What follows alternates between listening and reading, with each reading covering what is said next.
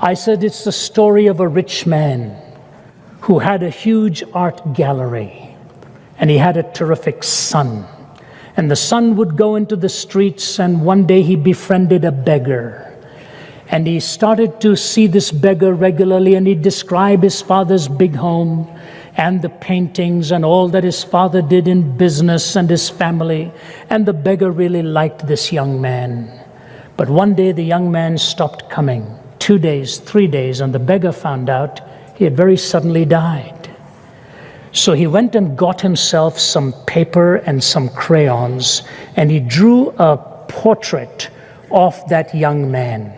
And he went to that home of the rich man and gave it to the watchman outside and said, would you please give it to the man, because his son was very good to me. And I've drawn his portrait because I hear he has an art gallery in that house. The watchman looked at it, rather bemused by it, and said, all right, okay, and sent him away. But he thought this was quite a gesture. So he waited for the right moment. When the rich man was driving out in his car one day, he said to him, a beggar came here and gave this because he painted this as a portrait of your son.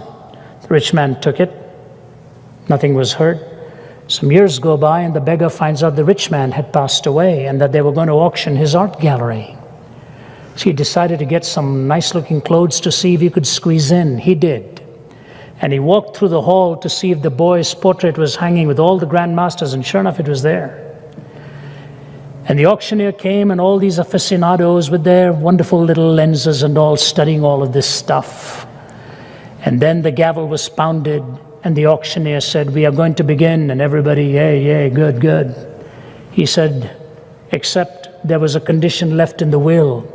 The rich man said, this portrait of his son is the first one to be auctioned. And there was a moan and a groan. Nobody bid on it. The beggar put his hand into his pocket, got a few coins, and bid what he had. No counteroffer, gavel pounded, sold.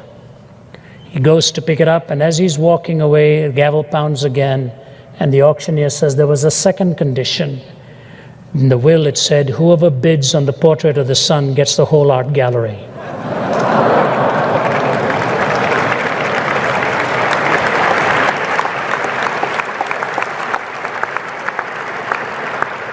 So I said to them, ladies and gentlemen, when you get the son, you get all of the components of meaning in life.